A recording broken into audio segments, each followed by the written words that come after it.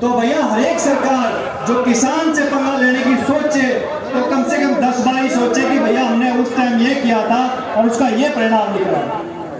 कहते हैं कि 70 वर्षों में क्या हुआ, इनसे मैं सवाल पूछना चाहता हूं। जब खाद्यान्न का निर्यात आयात किया जाता था, जब भारत आजाद हुआ, हम लोग खाद्यान्न के क्षेत्र में लोगों के पास आप लोगों के, हम श्रीमती इंदिरा गांधी के, स्वर्गीय इंदिरा गांधी जी की दूरदर्शिता के फलस्वरूप आप लोगों के परिश्रम से ये देश आप लोगों ने स्वाभिमान दिया कि आज भारत ये गर्व से कह सकता कि भारत देश के विकास का रास्ता खेत और खलिहान से गुजरता है।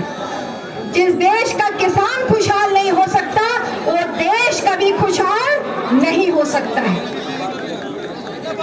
मैं इतना ही कहना चाहती हूँ। अपनी बात शुरू करता हूँ मेरे दोस्तों के शबे गम के सीने से खुशी का सूरज निकलने वाला है और बगरा की फजाएं कह रही हैं बड़ी जल्दी मौसम बदलने वाला है।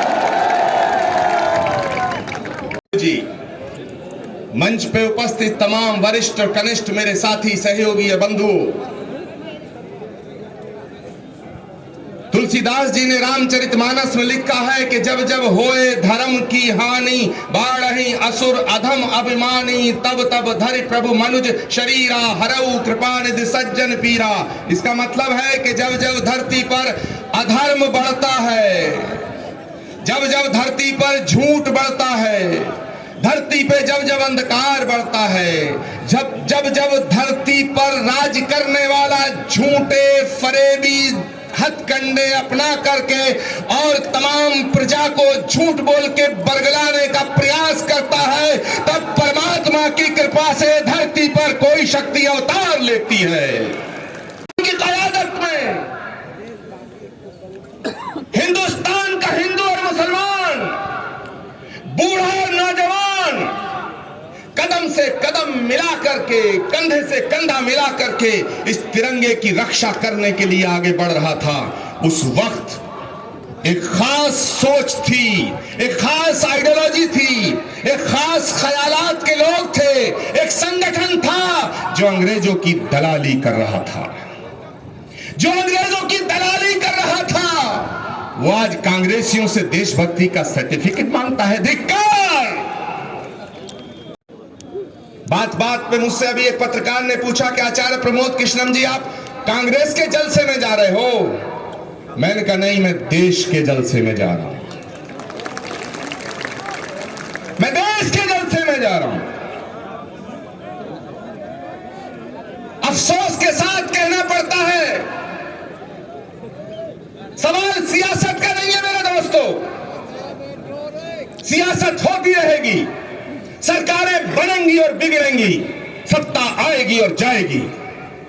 सवाल सियासत का नहीं है, सवाल 130 करोड़ वाले इस मुल्क के मुस्तकबिल का है, सवाल आने वाली नस्लों के भविष्य का है। देश की आजादी से लेके आज तक हमने बहुत प्रधानमंत्री देखे, पंडित नेहरू से लेके आज तक प्रधानमंत्री आए और चले गए, लेकिन हिंदुस्तान की तहजीब व तवक्क, हिंदुस्तान की गंगा जमनी तहजीब को मिटाया नहीं जा सका। हिंदुस्तान पे 1000 साल तक मुसलसल विदेशी हुक्मरानों ने हुकूमत की, 200 साल तक हुकूमत की, तकरीबन 800 साल मुगलों और अफगानों ने हुकूमत की। मैं बड़ी जिम्मेदारी से बात कर रहा हूं मेरे दोस्तों।